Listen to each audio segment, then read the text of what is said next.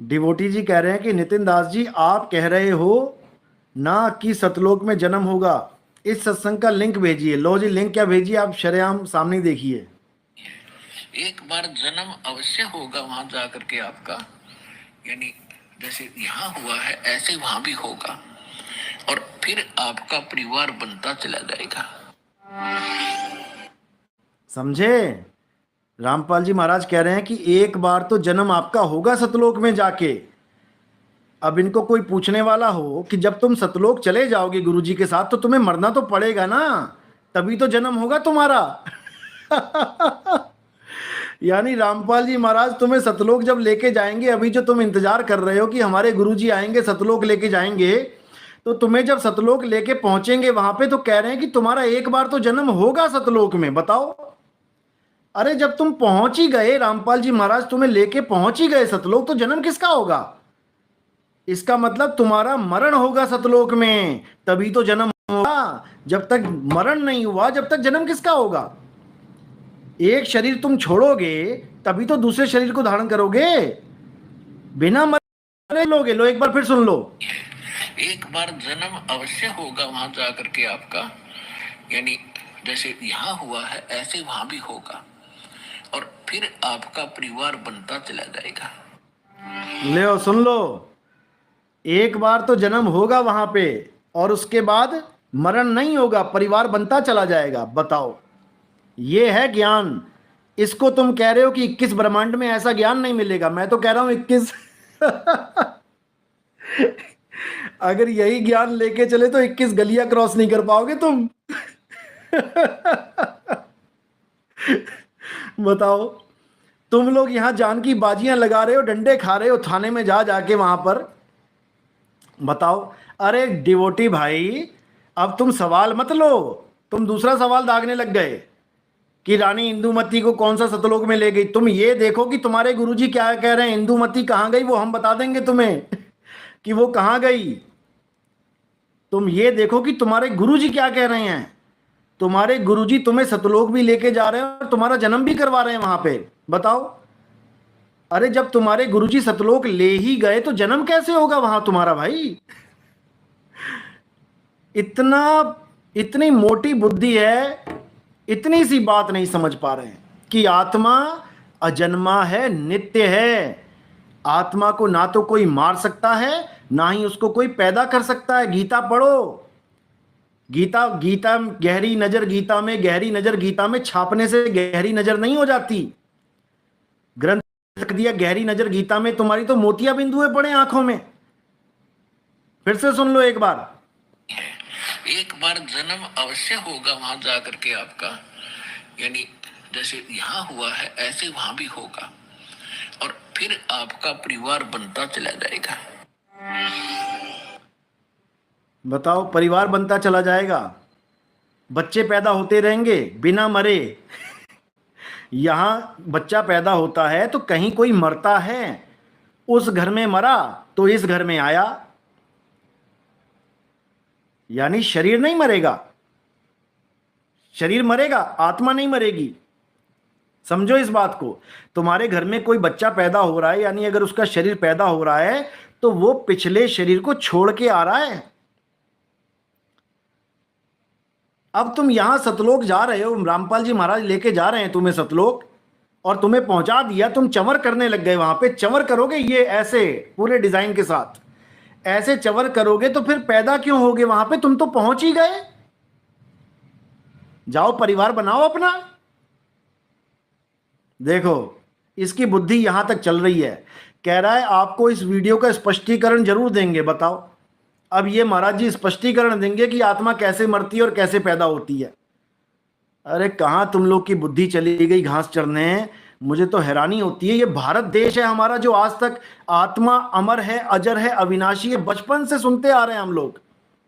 और हम इस पूरे भारत में ऐसा कोई आदमी बच्चा नहीं होगा जिसके मुंह से आप ये नहीं सुन लोगे कि आत्मा अजन्मा है, आत्मा कभी मरता नहीं है, कभी पैदा नहीं होता, अग्नि जला नहीं सकती, वायु सुखा नहीं सकती। अरे यही तो हमारे देश का कल्चर है। ये हमारे देश का ज्ञान है, आत्मज्ञान। और तुम स्पष्टीकरण दोगे कि कैसे पैदा होगी आत्मा वहां पे? हद कर दी इन लोगों ने। ये तो कुछ भी नहीं है। अभी मैं एक ऑडियो और चला दूं ना, अभी ढूंढनी पड़ेगी मुझे, जिसमें रामपाल जी महाराज खुद कह रहे हैं कि सार नाम और सार शब्द एक ही है, दो नहीं है। सार नाम और सार शब्द एक ही है, दो नहीं है। तो फिर सार नाम के बाद सार शब्द का पर्चा क्यों भरवा रहे हो भाई? सार नाम के बाद सार शब्द का फॉर्म भरवाते हो, 1 लाख रुपए एक आदमी से लेते हो सार शब्द का। बताओ, लाखों भगत हैं, 1 लाख भगत है तो 1 लाख भगत 1-1 लाख रुपए देंगे, कितना हो गया? जीरो लगाते लगाते सांस फूल जाएगी। इतना बुरा हाल है। अब कहां गया ये डिवोटी भाई? स्पष्टीकरण ढूंढने चला गया क्या? इनका कुछ नहीं हो सकता, कुछ नहीं हो सकता इन लोगों का, क्योंकि अंध भगत हैं। अंध भगत को कोई नहीं समझा सकता, कोई भी नहीं। उसको काल की मार ही समझाती है। अंत समय आएगा, इंतजार करते रह जाएंगे। पता लगा गुरुजी का स्कूटर पंचर हो गया, आ ही नहीं पाए, क्योंकि ये जिस गुरु की शरण में है उस लोक में स्कूटर भी है, उस लोक में साइकिल भी है, उस लोक में हवाई जहाज भी चलते हैं। और इन लोग को ये झांसा दे रखा है कि तुम्हारे वहां पे घर हैं और घर के बाहर हेलीकॉप्टर खड़े हैं, जेट एरोप्लेन तैयार हैं, तुम पहुंचो वहां पे। ये बोल रखा है इन लोगों का, इन लोगों को। तो मैं तो यही कहता आया हूं 10-12 सालों से कि भैया अगर वहां पर जेट एरोप्लेन है तो उड़ाना तो सिखा दो हमें यहां पे। तुम्हें आता नहीं है और तुम वहां जाओगे सतलोक में जेट एरोप्लेन चलाओगे, बताओ। तुम्हें साइकिल चलानी नहीं आ रही ढंग से, तुम एरोप्लेन चलाओगे वहां जाके? क्या बच्चों वाली बातें हैं। हद।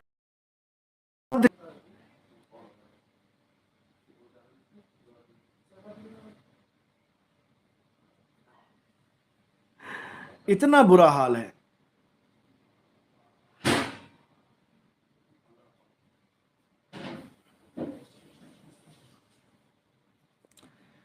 लेकिन फिर भी चलो, हम इनसे बहुत प्यार करते हैं कि आज नहीं तो कल परमात्मा इनको विवेक दे। मंत्र जप जप के इनकी उंगलियों की निशान घिस गए। कहीं विदेश में जाना पड़ गया ना तो माला फेर फेर के अंगूठा घिस जाएगा, तो बायोमेट्रिक में दिक्कत आ जाएगी। पता लगा 10 बार अंगूठा लगा रहा, मैच ही नहीं हो रहा, दरवाजा खुल ही नहीं रहा। इमिग्रेशन ऑफिसर क्या, भाई तू है कौन, तू कहां से आ गया? डुप्लीकेट है क्या उसका? शक्ल तो एक जैसी है, अंगूठा मैच नहीं हो रहा। इतनी माला फिरवा दी इनसे, इतनी माला फिरवा दी इन लोगों से, सुबह से लेकर शाम तक दे माला दे माला दे माला। जो रिटायर हो गए हैं बेचारे। और क्यों माला फेर रहे हैं? क्योंकि इनको बोल दिया गया एक एक माला पे तुम्हें इतने इतने इतने इतने बड़े बड़े महल मिलेंगे, इतनी माला कंप्लीट कर ली तो। सोने के महल होंगे, सोने की सड़कें होंगी, हीरे जवाहरात लगेंगे वहां पे। जो जितनी माला फेरेगा वो उतने बड़े सतलोक में जाएगा, बताओ। और कबीर साहब कह रहे हैं माला फेरत जुग भया, मिटाना मन का फेर, और कर का मन का फेंक के, मन का फेर। बताओ, ये हाल है। अरे माला तो कर में फिरे। ये अंगूठा जो तुम घुमाते हो ना ऐसे, तुम्हारे अंगूठे के सारे निशान खत्म हो जाएंगे घिसा घिसा के। माला तो कर में फिरे और जीभ फिरे मुख माही, मनवा दसहूं दिसी फिरे, ये तो सिमरन नाही। समझे? राजेंद्र दास क्या कह रहे हैं? पहले आप संत रामपाल जी के सत्संग पूरे 1 से लेके अंतिम तक सुनो भाई, तब तक तो काल भगवान आके निपटा भी देगा। कोई गलती से सुनने लग गया तो काल भगवान निपटा देगा बीच में आके। अब इतनी लंबी उम्रें नहीं रह गई कि तुम सोचो कि 10 साल तुम्हारे पास हैं। अभी 1-2 साल में तुम्हें पता लगने लग जाएगा कि इतने कितने साल बचे हैं सबके पास।